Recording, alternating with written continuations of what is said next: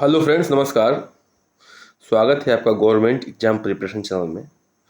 आज हम लोग करने वाले हैं जो साल पेपर 2023 था प्रीवियस ईयर का, उसका सेकंड पार्ट। चलिए शुरू करते हैं। प्रश्न संख्या 51। इससे पहले 1 से 50 प्रश्न इसी चैनल के प्लेलिस्ट पे आप लोग जाके देख सकते हैं। यूपी पीसीएस आर का प्लेलिस्ट है, उसमें जाके आप लोग देख सकते हैं। चलिए शुरू करते हैं आज का सेशन। फिलीपींस में नारियल एवं गन्ने की कृषि का विकास का श्रेय किसको जाता है? ठीक है, फिलीपींस में नारियल एवं गन्ने के की कृषि के विकास का श्रेय किसको जाता है? फ्रांसीसियों को, हॉलैंड वासियों को, ब्रिटेन वासियों को, या स्पेन एवं अमेरिकियों को? तो उत्तर हो जाएगा डी यानी कि स्पेन एवं अमेरिकियों को जो है ये श्रेय जाता है। ठीक है, इन्होंने क्या किया था? जो स्पेनिश और अमेरिकी थे, इन्होंने फिलीपींस में नारियल और गन्ने की बागानों में क्या किया था? भारी निवेश किया था। नारियल और गन्ने की बागानों में क्या किया था? भारी निवेश किया था। अच्छा देखिए, एक समय इंडोनेशिया में गन्ने की खेतों पर डचों का एकाधिकार था। ठीक है, तो ये भी ध्यान रखना है। आगे बढ़ते हैं। करंट से प्रश्न संबंधित क्वेश्चन है, जल्दी से इसको देख लेते हैं क्योंकि अब दोबारा ये आने वाला नहीं है। दिसंबर 2022 में न्यूजीलैंड में अगली पीढ़ी के लिए धूम्रपान पर प्रतिबंध लगाने वाला विश्व का पहला कानून पारित किया गया। न्यूजीलैंड का लक्ष्य कब तक जो है धूम्रपान मुक्त होना है? ठीक है, 2022 में न्यूजीलैंड ने जो अगली पीढ़ी है उसको धूम्रपान पर प्रतिबंध लगाया है। तो न्यूजीलैंड का कब तक लक्ष्य है कि जो है धूम्रपान बंद करना है? तो ये उत्तर हो जाएगा आपका डी ऑप्शन, 2025 तक। ठीक है, इसमें क्या है कि देखिए, जो 1 जनवरी 2009 के बाद जो भी लोग जन्म लिए हैं, ठीक है, जिनका डेट ऑफ बर्थ जो है 1 जनवरी 2009 के बाद का है, उन व्यक्तियों को जनवरी 2023 में न्यूजीलैंड ने तंबाकू बिक्री नहीं करेगा। मतलब कि ये प्रतिबंध लगा दिया कि इनसे ऊपर वाले जो भी उम्र है क्यों है, ठीक है, मतलब 1 जनवरी 2009 के बाद जो भी जन्म लिए हैं उनको जो है न्यूजीलैंड कोई भी मतलब कि धूम्रपान संबंधित सामग्री नहीं बेचेगा। तो ये ध्यान रखना है। आगे बढ़ते हैं। अब ये कथन पे विचार करना है आपको। ठीक है, इस कथन पे आपको विचार करना है। कथन का कारण वाला है, फरवरी 2023 में 12 चीतों को दक्षिण अफ्रीका से भारत लाया गया था। फरवरी 2023 में 12 चीतों को दक्षिण अफ्रीका से भारत लाया गया था। ठीक है, कारण क्या है? चीतों की आबादी को सुधारना भारत की क्या है? प्राथमिकता है। ठीक है, तो देखिए इसका उत्तर हो जाएगा ए यानी कि सही है। दोनों सही है, कथन भी सही है और कारण सही है और व्याख्या भी कर रहा है। सही में जो है क्या हुआ था, 18 फरवरी 2023 को दक्षिण अफ्रीका से 12 चीते, ठीक है, कूनो राष्ट्रीय उद्यान में रहने के लिए मुक्त कर दिए गए थे। कौन से राष्ट्रीय उद्यान में? ये इंपॉर्टेंट है, कूनो राष्ट्रीय उद्यान। कूनो राष्ट्रीय उद्यान, ठीक है, यहाँ पे उनको मुक्त किया गया था, मैंने छोड़ दिया गया था जनसंख्या बढ़ाने के लिए। ठीक है, चीतों का भारत में पुनर्वास प्रोजेक्ट चीता के तत्वाधान से संभव हुआ है। तो कहने का मतलब यही है कि हम लोग चीतों की आबादी को सुधारना चाहते हैं। आगे बढ़ते हैं, अगले प्रश्न पे आते हैं। निम्न में से कौन सा प्रावधान संविधान का भाग सही सुमेलित नहीं है? ठीक है, कौन सा जो है सही सुमेलित नहीं है, इस पर बात करना है। राजभाषा, ठीक है, देखिए राजभाषा भाग 17 में है, ये सही है। ठीक है, संघ राज्य क्षेत्र ये भाग 8 में है। ठीक है, संघ राज्य क्षेत्र जो भाग 8 में है। भाग से प्रश्न आते ही आते हैं, कि इसको थोड़ा सा देखना जरूरी है। अनुसूचित जाति और जनजाति जो है क्षेत्र किस में है? भाग 10 में, बिल्कुल सही है। ठीक है, अब देखिए जो अधिकरण है वो भाग जो है 11 में नहीं है, यही गलत है। ये क्या है? ये भाग 14A में है। किस में है? ये भाग 14A में है, तो यही उत्तर हो जाएगा। कौन सही सुमेलित नहीं है इसके बारे में बात हो रहा था, तो 54 का डी सही हो जाएगा। आते हैं, आगे बढ़ते हैं। पंचायतों के समस्त चुनावों का संचालन करता है, जो पंचायत है उसके समस्त चुनावों का संचालन कौन करता है, आपको बताना है। भारत का निर्वाचन आयोग, राज्य निर्वाचन आयोग, राज्य व्यवस्थापिका या पंचायती राज आयोग। जो पंचायत के समस्त चुनाव हैं, ठीक है, जो ग्राम पंचायत के समस्त चुनाव हैं उसका संचालन करता है, वो करता है राज्य निर्वाचन आयोग। ठीक है, तो देखिए 243 के अनुसार, पंचायतों के अनुच्छेद 243 व क के अनुसार नगरपालिका व चुनाव के लिए निर्वाचन नियमावली के तैयार और उनके निर्वाचनों का संचालन की अधीक्षक और निर्देशन निर्माण के लिए कौन जिम्मेदार है? राज्य निर्वाचन आयोग जिम्मेदार है। ठीक है, तो ये आपको अनुच्छेद से हम लोग समझ चुके हैं। अब देखिए सूची दिया है, इसको सम्मिलित करना है। ठीक है, इसको थोड़ा सा और छोटा करना पड़ेगा। तो कहने का मतलब ये है कि देखिए जो उपयुक्त जनसंख्या सिद्धांत है उसको किसने प्रतिपादित किया है, दिया है, यानी कि तो उसको दिया है एडविन केनन ने। किसने दिया है? एडविन केनन ने दिया है। सामाजिक अपसमयोजन का सिद्धांत किसने दिया है? तो हेनरी जॉर्ज ने दिया है। ठीक है, जनसंख्या संक्रमण सिद्धांत किसने दिया है? जनसंख्या संक्रमण सिद्धांत दिया है वो थॉम्पसन ने दिया है। और जनसंख्या खाद्यान्न आपूर्ति सिद्धांत किसने दिया है? तो भैया वो दिए हैं माल्थस साहब। ये तो जनसंख्या से जो भी संबंधित है प्रश्न है। ठीक है, तो ये इंपॉर्टेंट है, आपको ये याद रखना है। तो इसका उत्तर हो जाएगा, जो ऑप्शन दिख रहा है उसके हिसाब से हो जाएगा डी ऑप्शन। ठीक है, आगे बढ़ते हैं, 57 पे आते हैं। विश्व सामाजिक संरक्षण रिपोर्ट प्रकाशित की जाती है। विश्व सामाजिक संरक्षण रिपोर्ट जो है कौन प्रतिपादित करता है? अंतर्राष्ट्रीय श्रम संगठन द्वारा, विश्व बैंक द्वारा, विश्व स्वास्थ्य संगठन द्वारा या विश्व आर्थिक मंच द्वारा। तो 57 का ये हो जाएगा अंतर्राष्ट्रीय श्रम संगठन द्वारा जो है विश्व सामाजिक संरक्षण रिपोर्ट क्या होता है? प्रकाशित होता है। ठीक है, तो ये ध्यान रखना है। आगे बढ़ते हैं, from dependent to self reliance पुस्तक के लेखक कौन है? वाई वेणुगोपाल रेड्डी, सी रंगराजन, बिमल जलान या Raghuram Rajan. From dependent to self reliance के पुस्तक के लेखक हैं वो हैं सी, यानी कि बिमल जलान साहब। ठीक है, बिमल जलान साहब जो है from dependent to self reliance के लेखक हैं। पौधों में जाइलम, ठीक है, के परिवहन के लिए जिम्मेदार कौन है? आपको बताना है। पौधों में जाइलम के परिवहन के लिए जिम्मेदार कौन है? जल, ऑक्सीजन, एमिनो एसिड या भोजन। देखिए एक होता है जाइलम,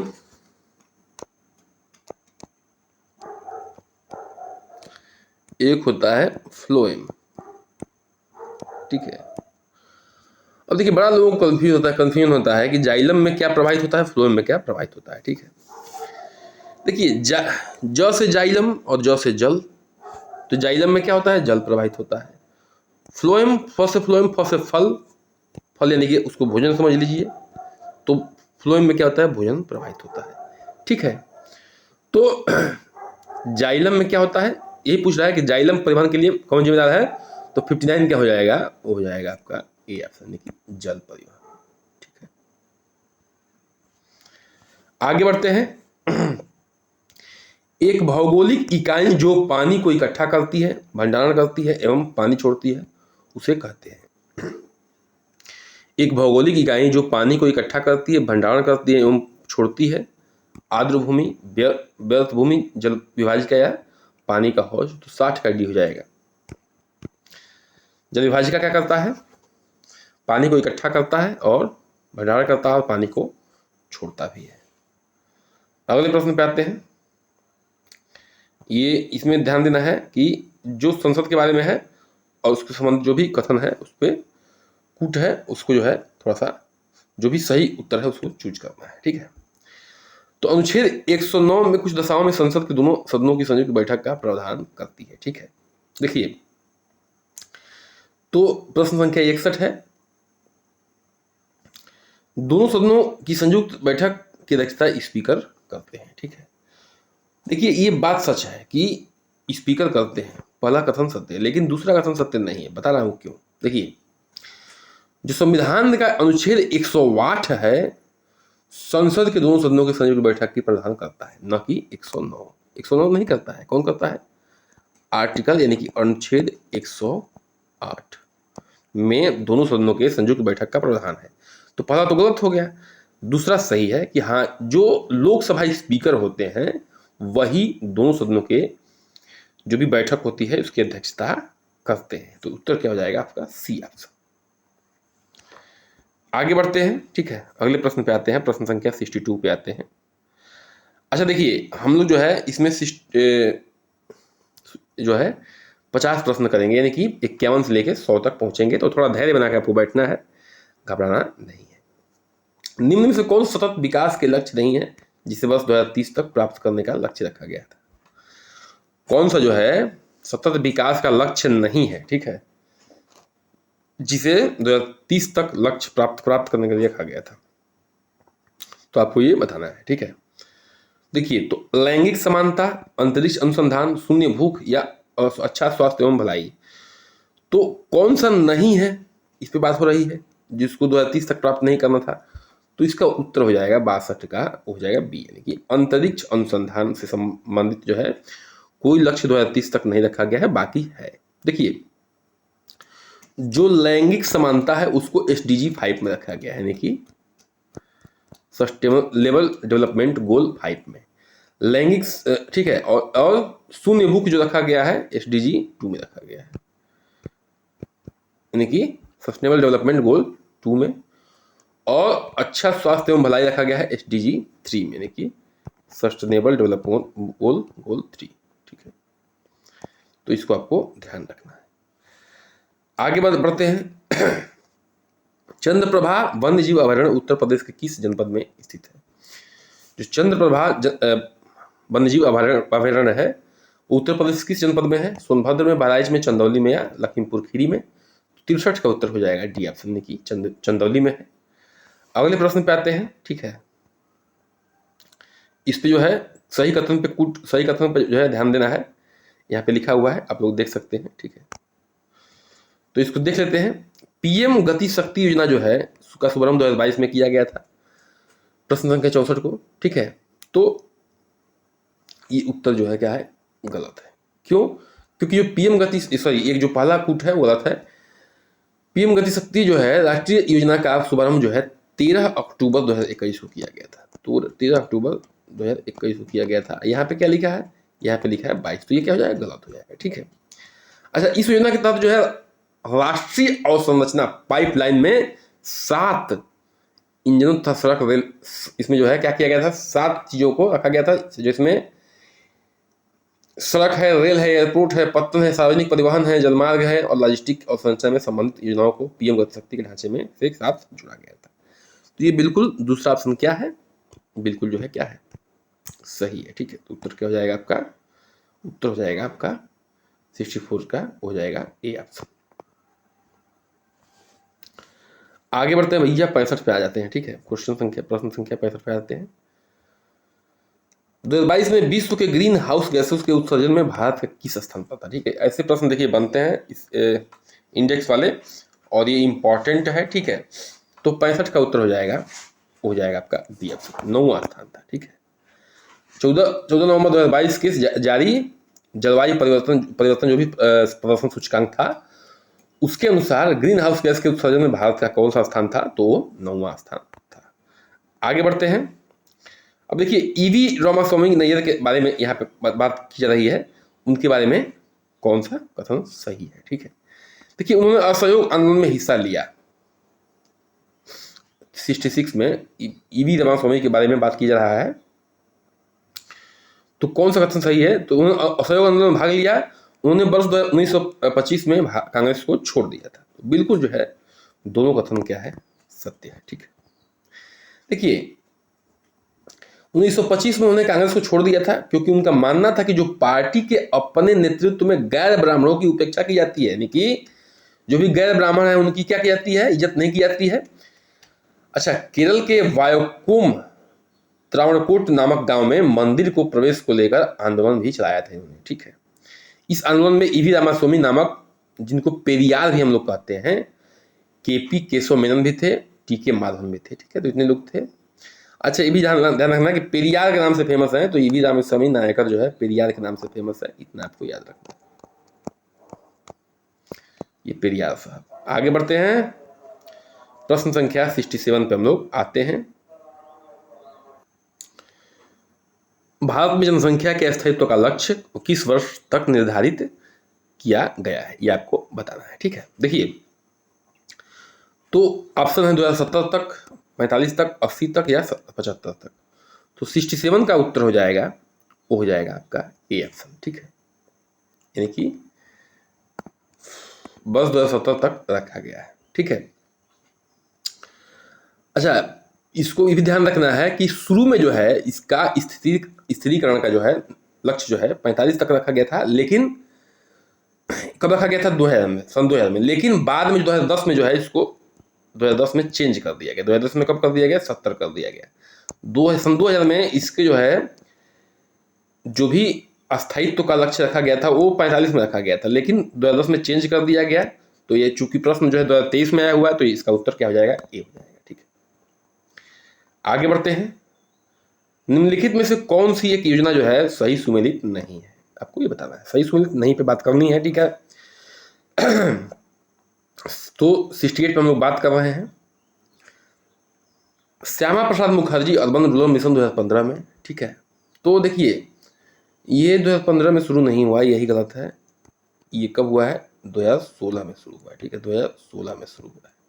बाकी rural housing interested subsidy scheme जो है 2017 में बिल्कुल सही है। सांसद आदर्श ग्राम योजना जो है 2014 में। दीनदयाल उपाध्याय ग्रामीण कौशल्य योजना जो है 2014 में सही हुआ, सही है। तो चूंकि ये गलत पहला है तो क्या हो जाएगा, उत्तर ये हो जाएगा, क्योंकि गलत ही चूज करना था आपको। ठीक है, ये भी जानना है कि श्यामा प्रसाद मुखर्जी योजना मुखर्जी अर्बन मिशन जो है 2016 में शुरू किया गया था, ये भी आपको ध्यान रखना है। अगले प्रश्न पे आते हैं, 69 पे आते हैं। ठीक है,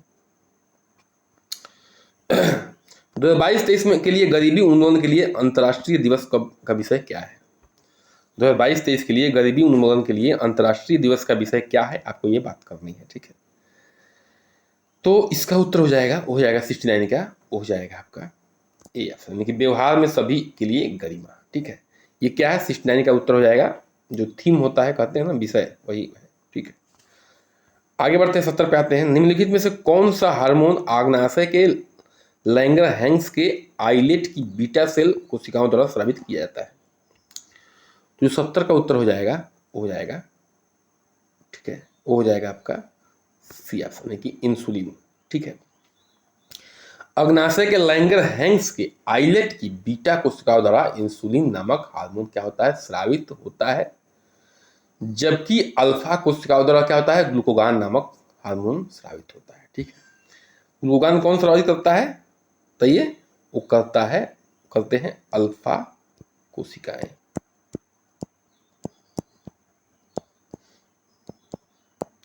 और ये करते हैं बीटा सेल वाले इंसुलिन को। आगे बढ़ते हैं, अब इसको क्या करना है, आपको सुमेलित करना है, थोड़ा सा इसको ध्यान देना पड़ेगा।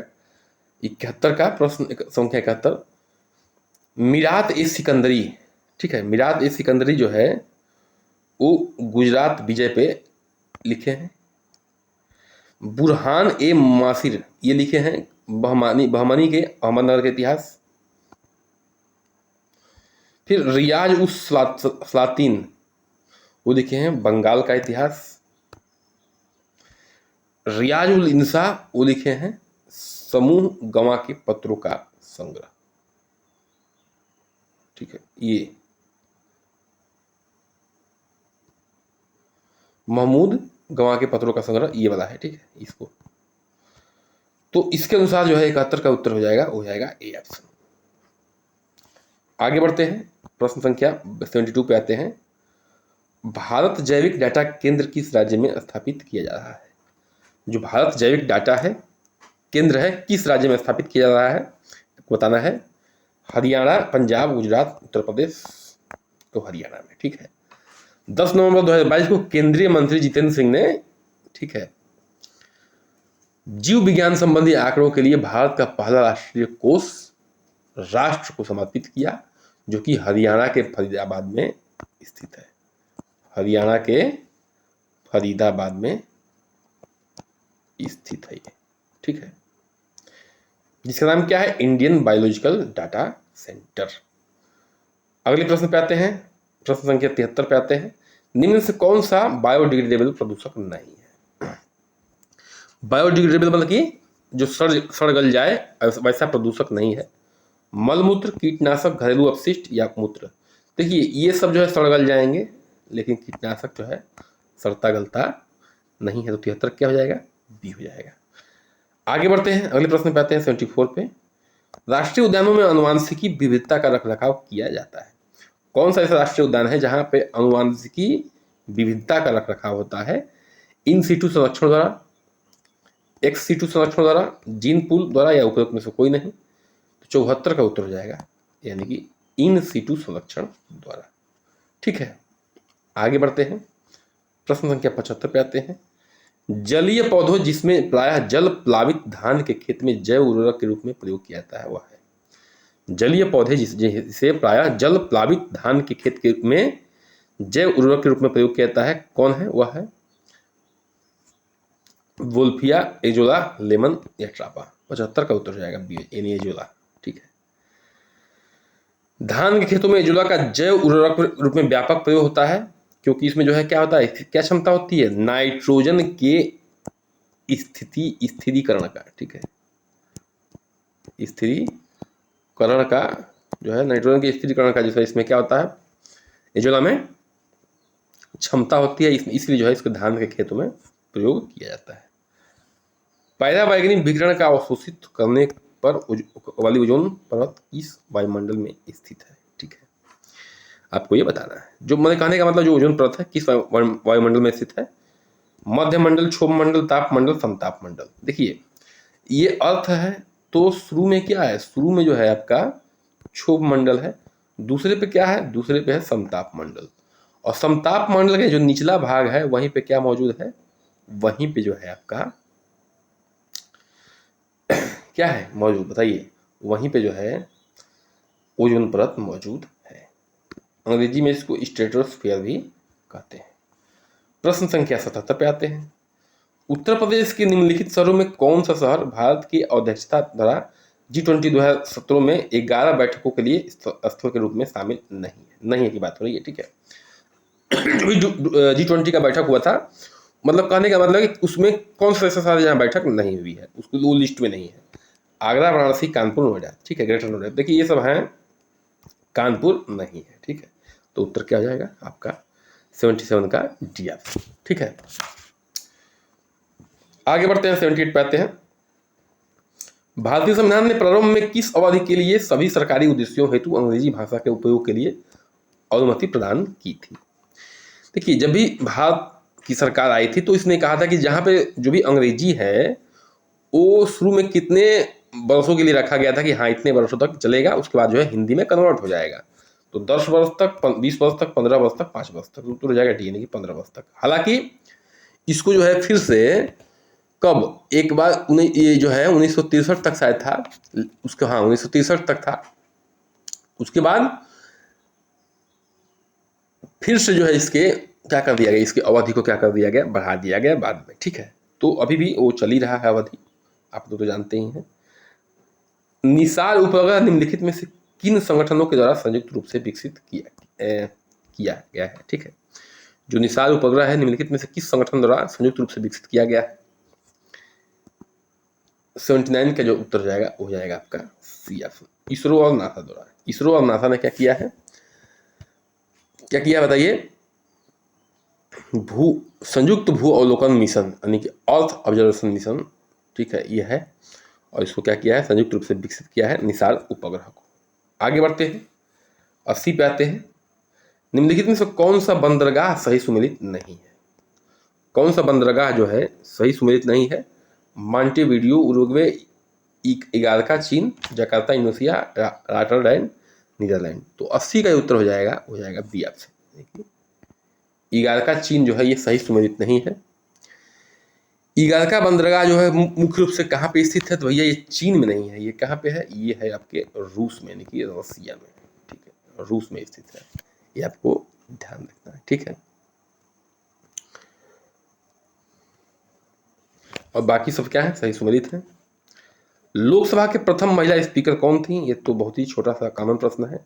उर्मिला सिंह, प्रतिभा पाटिल, सुषमा स्वराज या मीरा कुमार, तो उत्तर सही हो जाएगा मीरा कुमार। जो लोकसभा की प्रथम महिला स्पीकर थी वो थी मीरा कुमार। ठीक है, देखिए ये कब बनी थी? 2009 में। ठीक है, 15वीं लोकसभा स्पीकर बनी थी। कौन? मीरा कुमार। ठीक है, ये कब बनी थी? तो 2009 में ये बनी थी। ये भी आपको याद रखना है। अच्छा, निम्न में से कौन सा सही सुमेलित नहीं है, इस पर बात विचार करना है। तो अब देखिए, सही सुमेलित नहीं है। प्राणहिता नदी गोदावरी नदी की सहायक बड़ी नदी नहीं है, किसकी है ये? महानदी। ठीक है, न कि महानदी की। यानी कि कहने का मतलब है कि जो प्राणहिता है यही गलत है, ये महानदी की नहीं, गोदावरी की सहायक नदी है, गोदावरी की। बाकी सब हेमावती कावेरी की है, मालप्रभा कृष्णा की है, मंजरा गोदावरी की है। बाकी सब सही है, लेकिन पहला ऑप्शन गलत है, तो यही उत्तर जाएगा। ठीक है, नहीं पूछ रहा था। 83 पे आते हैं।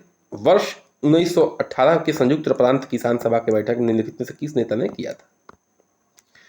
1918 का जो बैठक हुआ था, ठीक है, किसान सभा का, उसका नेतृत्व जो है किसान सभा के गठन में जो है किस नेता ने किया था? गठन की बात हो रही है, सॉरी।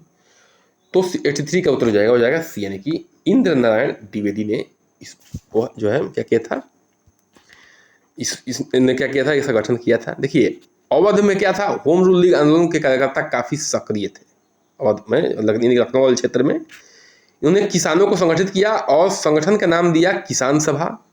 फरवरी 1918 में इंद्र नारायण द्विवेदी, गौरी शंकर मिश्र और मदन मोहन मालवीय के प्रयास से यूपी किसान सभा का संगठन हुआ था। ठीक है, 3 लोग थे 1918 में। ये तो एक इंद्र नारायण द्विवेदी जी थे और गौरी शंकर मिश्र जी थे और मदन मोहन मालवीय जी थे। ठीक है, और 1918 में इसका गठन हुआ था यूपी किसान सभा का। आगे बढ़ते हैं, प्रश्न संख्या 84 पे आते हैं। निम्नलिखित में से कौन सा कार्यक्रम केंद्रीय सरकार का कार्यक्रम नहीं है और उत्तर प्रदेश सरकार का योजना है?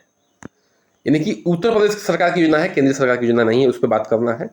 देखिए, मनरेगा, ग्रामीण स्वास्थ्य मिशन और पंडित जवाहर उत्कर्ष योजना है। ठीक है, ये सब जो है किसका मिशन है? ये सब तीनों जो है सेंट्रल गवर्नमेंट यानी कि केंद्रीय सरकार का मिशन है। ठीक है, गंगा एक्सप्रेसवे जो है ये राज्य सरकार यानी कि उत्तर प्रदेश सरकार का मिशन है। ठीक है, ये आपको ध्यान रखना है। ये कहां से कहां तक है? जो गंगा एक्सप्रेसवे है वो मेरठ से प्रयागराज तक जोड़ा गया है। ठीक है, इसको, ठीक है, कुल 594 किलोमीटर है मेरठ से। जो गंगा एक्सप्रेसवे, एक बार देख लेते हैं। जो गंगा एक्सप्रेसवे है वो मेरठ से प्रयागराज तक है और 594 किलोमीटर इसकी क्या है? लंबाई है। ठीक है, 594 किलोमीटर क्या है? इसकी लंबाई है। ये याद रखना है। अब जो भैया है ये कूट है रिपोर्ट 2021-22 के संदर्भ में निम्नलिखित से कौन सा कथन सत्य है, इस पर बात करनी है। देखिए, ये क्या है? करेंट का क्वेश्चन है, इसका मैं उत्तर बता दे रहा हूँ। ठीक है, इसका उत्तर हो जाएगा, इसमें से जो है दोनों गलत है। ठीक है, यानी कि सी ऑप्शन सही हो जाएगा। आगे बढ़ते हैं, 86 पे आते हैं। निम्नलिखित में से कौन सा कारक जैव विविधता के ह्रास के लिए सर्वाधिक महत्वपूर्ण कारक है? जैव विविधता के ह्रास के लिए प्रमुख कारक कौन सा है? प्राकृतिक वास का विनाश, कीट नियंत्रण, अनुवांशिकी, आत्मसात्करण, परभक्षियों का नियंत्रण। देखिए भैया, है तो सब, लेकिन सबसे मुख्य जो कारक है वो है आपका प्राकृतिक वास का विनाश। जो भी जीव जंतु हैं वो जब पेड़ कट जा रहे हैं, जंगल कट जा रहे हैं, तो उनके क्या हो रहा है? उनके प्राकृतिक वास का विनाश हो जा रहा है। तो भैया वो कहाँ जाएंगे? ऐसे ही वो खत्म हो जाएंगे। तो सबसे मुख्य कारण है ये। संयुक्त राज्य अमेरिका तथा मेक्सिको के बीच स्थित नदी को क्या नाम है? ठीक है, कौन सी नदी है कहने का मतलब है, जो अमेरिका तथा मेक्सिको के बीच जो स्थित नदी है उसको क्या बोलते हैं? अमेजन है, कोलोराडो है, रियो ग्रांडे है, मिसिसिपी है। ठीक है, तो थोड़ा सा इसमें कंफ्यूजन है। ठीक है, और कोलोरेडो और रियो ग्रांडे दोनों है, ठीक है। इस प्रश्न का उत्तर क्या हो जाएगा, दोनों है। तो थोड़ा सा यहाँ पे कंफ्यूजन वाली स्थिति है, लेकिन हमारे हिसाब से दोनों है। 88 पे आते हैं। निम्नलिखित कथनों में से कौन सा सही है, इस पर बात करनी है। रामगंगा नदी जो है कनौज के पास गंगा नदी मिलती है, ठीक है। देखिए इस पे विचार करना है कौन सही है। देखिए तो इसका देखिए, रामगंगा नदी कन्नौज के पास गंगा नदी में मिलती है, तो ये बिल्कुल सत्य है। रामगंगा नदी जो है कन्नौज के पास गंगा नदी में मिलती है। बेतवा नदी प्रयागराज के पास यमुना नदी में मिलती है। देखिए जो बेतवा नदी है वो प्रयागराज के पास नहीं बल्कि हमीरपुर के पास, ठीक है, ये गलत है। हमीरपुर के पास जो है, कहाँ मिलती है, हमीरपुर के पास जो है बेतवा नदी यमुना नदी में मिलती है, ये याद रखना। तो इसका उत्तर हो जाएगा ए, ऑप्शन सही है, तो केवल एक सही हो जाएगा, 88 का ए। अब आते हैं 89 पे भैया मेरे, ठीक है। धैर्य बना के बैठिए, पढ़ाई ऐसे ही होती है, ठीक है। जान लगता है, दिमाग लगता है, तब जाके कोई एग्जाम निकलता है। अब ये बजट के बारे में है, 2023 के बजट के बारे में आएगा तो ये प्रश्न नहीं, ठीक है, लेकिन हम उत्तर बता दे रहे हैं, पढ़ लीजिएगा वीडियो पॉज करके। 89 का जो उत्तर हो जाएगा वो हो जाएगा ए, ठीक है। कौन सा वाक्य सही है इस पर बात करना है, तो ये सही हो जाएगा, ठीक है। आगे बढ़ते हैं, 90 पे आते हैं। निम्नलिखित में से कौन भारतीय संविधान के अनुच्छेद 20 का हिस्सा नहीं है। कौन जो है भारतीय संविधान के अनुच्छेद 20 का हिस्सा नहीं है। 20 और 21 और 22 बड़ा इंपॉर्टेंट है, बड़ा कंफ्यूजिंग भी है, बड़ा जो है एग्जामिनर कंफ्यूज करते हैं इन तीनों में, तो इसको तो जरूर पढ़ के आइएगा। बाकी तो अलग अलग है, थोड़ा बहुत चल जाता है काम, लेकिन 20 यहाँ से प्रश्न बहुत आते हैं। 19, 20 और 21 ये 3-4 जो है यहाँ से प्रश्न बड़ा बनाते हैं एग्जामिनर, ठीक है। देखिए कौन सा हिस्सा नहीं है, 90 का बात हो रहा है। दोहरे दंड की धारा, कायोत्तर विधि, यातना के विरुद्ध निषेध, स्वयं विरुद्ध साक्षी होने से निषेध। तो 90 का उत्तर हो जाएगा सी। देखिए यातना के विरुद्ध निषेध, यातना के विरुद्ध निषेध जो है ये क्या है, ये भाग 20 में नहीं है, ठीक है, ये आपको ध्यान रखना है। और बाकी सब जो है अनुच्छेद 20 में है, ठीक है। तो आगे बढ़ते हैं, 91 पे आते हैं। निम्नलिखित में से किस सिद्ध दोष के आधार पर फरवरी 2023 को ब्रिटिश प्रधानमंत्री किसी सुनक द्वारा अपनी सरकार के वित्त मंत्री नदीम जानी को हटा दिया गया, ठीक है। ये भी करंट का प्रश्न है। 91 का सी हो जाएगा, टैक्स स्कैंडल के मामले में जो है इनको हटा दिया गया, नदीम जाहवी को, ठीक है। 92 पे आते हैं। निम्नलिखित में से किस अधिनियम द्वारा 120 सदस्यों वाले चैम्बर ऑफ प्रिंसेस की व्यवस्था की गई है। किस अधिनियम द्वारा 120 सदस्यों वाले चैम्बर ऑफ प्रिंसेस की व्यवस्था की गई है। 92 की बात हो रही है, 92 का उत्तर हो जाएगा ए, यानी कि 1919 के अधिनियम के अनुसार, ठीक है। अधिनियम तो आते थे अंग्रेजों की सरकार में, तो उसमें जो है चैम्बर ऑफ प्रिंसेस की व्यवस्था 120 सदस्यों वाली जो चैम्बर ऑफ प्रिंसेस की व्यवस्था 1919 में के अधिनियम के हिसाब से किया गया है। अब देखिए ये भी जो है निम्नलिखित बजट विभाग 2023-24 के अनुसार कौन सा सही सम्मिलित है, इस पर बात करना है। तो बजट से प्रश्न है, बजट से प्रश्न आते हैं, यहाँ से आप प्रूफ ले सकते हैं। 93 का उत्तर हो जाएगा सी ऑप्शन, ये सही है, बाकी सब क्या है गलत है, इसको आपको ध्यान रखना है, ठीक है। तो ये प्रश्न दोबारा नहीं आएगा, इसलिए ज़्यादा हम इस पर चर्चा नहीं कर रहे हैं, बस आपको आंसर बता दे रहे हैं। आगे बढ़ते हैं, कथन कारक वाला प्रश्न है, 94 प्रश्न संख्या 94 पे आते हैं। देखिए ये किसी राज्य की सीमा बदलने की सिफारिश राष्ट्रपति संसद को देता है और इसके लिए राष्ट्रपति संबंधित राज्य के विधानमंडल द्वारा उस प्रस्तावित के विचार का खास अवधि के भीतर प्राप्त किया जाता है। राष्ट्रपति को उस राज्य के विधानमंडल का प्रस्तावना मानना अनिवार्य नहीं है, ठीक है। तो 94 जो है उसका उत्तर हो जाएगा आपका बी ऑप्शन, क्या हो जाएगा बी ऑप्शन। ये आज हो सकते हैं लेकिन व्याख्या सही नहीं है, ठीक है, तो इस पर विचार करना है। ये भी सही है और ये भी सही है। आगे बढ़ते हैं, 95 पे आते हैं। संसद के सचिवालय पे बात हो रही है, ठीक है। प्रत्येक सदन के सचिवालय के लिए सम्मिलित पदों की सृजित किया जाता है 95 में। देखिए संसद के प्रत्येक सदन के सचिवालय के लिए सम्मिलित पदों को सृजित किया जाता है। संसद अपने किसी भी सदन के सचिवालयी स्टाफ को सेवा शर्तों के विनियमित करने का अधिकार होता है। ठीक है, संसद को किसी भी सदन के सचिवालयी स्टाफ की सेवा शर्तों का विनियमित करने का अधिकार होता है। तो 95 का उत्तर हो जाएगा, यानी कि दोनों कथन बिल्कुल क्या है, सही है। ठीक है, सही उत्तर का चयन करना था। शिव समुद्रम और कल्पक्कम क्या है, कौन सा क्या है? ठीक है, देखिए यह शिव समुद्रम और कल्पक्कम जो है, शिव समुद्रम क्या है, जल शक्ति है, और कल्पक्कम जो है नाभिकीय ऊर्जा है। तो यह उत्तर सही हो जाएगा। ठीक है, जो कर्नाटक में शिव समुद्रम जो है स्थित है, इसकी स्थापना जो है 1902 में की गई थी। ठीक है, शिव समुद्रम जो है कर्नाटक में है, स्थापना 1902 में। और कल्पक्कम जो है ये कहाँ पे है भैया, तो ये है आपके तमिलनाडु में। ठीक है, ये याद रखना है। अगले प्रश्न पे आते हैं। संघ वित्त आयोग के संदर्भ में निम्नलिखित पर कौन सा कथन सही है? ठीक है, संघ वित्त आयोग के संदर्भ में निम्नलिखित में से कौन सा कथन सही है, इसे भी बात करनी है। देखिए, वित्त आयोग में एक अध्यक्ष तथा 6 सदस्य होते हैं। यह अपना प्रतिवेदन नीति आयोग को प्रस्तुत करता है। 97 का उत्तर हो जाएगा सी, यानी कि दोनों के दोनों क्या है, गलत है। वित्त आयोग में देखिए, वित्त आयोग में क्या होता है कि जो 280 है, अनुच्छेद संख्या 280 खंड 1, उसके अनुसार इसमें जो है एक अध्यक्ष होते हैं और 4 क्या होते हैं, 4 सदस्य होते हैं। ठीक है, तो ये आपका क्या हो जाएगा, पहला गलत है।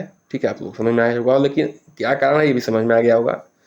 अच्छा, ये अपनी प्रतिवेदन नीति आयोग को नहीं सौंपते हैं भाई, जो वित्त आयोग होते हैं, ये किसको सौंपते हैं, ये सौंपते हैं महामहिम जी को। ठीक है, किसको, यानी कि राष्ट्रपति को, न कि नीति आयोग को। तो दोनों कथन क्यों सही क्यों गलत है, आपको जो है ध्यान देने वाली बात है, आपको उत्तर पता चल गया होगा।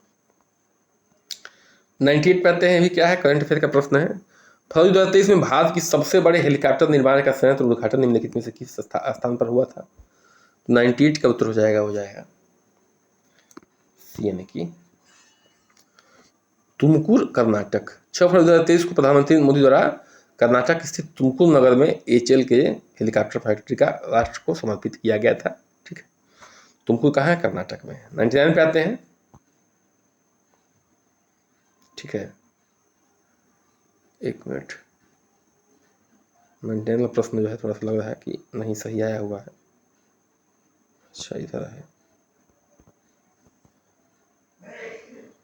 यहाँ से है। ठीक है, खनिज संपदा के संदर्भ में निम्नलिखित पर विचार करना है। जम्मू कश्मीर के रियासी जिले में लिथियम के क्या है, अनुमानित भंडार संपदा मिला है।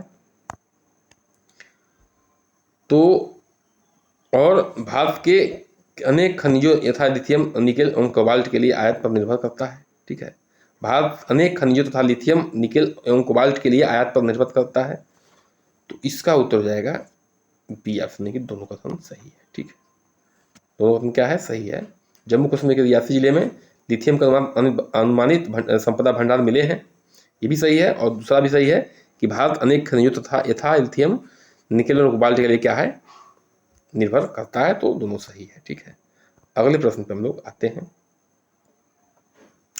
निम्नलिखित में से प्रावधान नीति के निर्देशक तत्वों के मौलिक दोनों के एक भाग है। ठीक है, निम्नलिखित में से कौन सा प्रावधान नीति निर्देशक तत्वों एवं मौलिक कर्तव्य दोनों का एक भाग है, इस पर बात करनी है।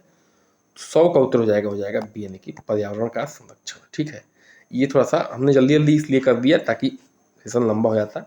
बाकी आप लोग यहाँ पे आपको जो है ऑप्शन दिख रहा होगा। ठीक है, तो इसके हिसाब से आप लोग काम कर लीजिएगा। ठीक है, एक चीज़ कर लेना है आपको कि भैया थोड़ा सा चैनल को सपोर्ट करना है, तो चैनल को जो है लाइक और सब्सक्राइब जरूर करिए,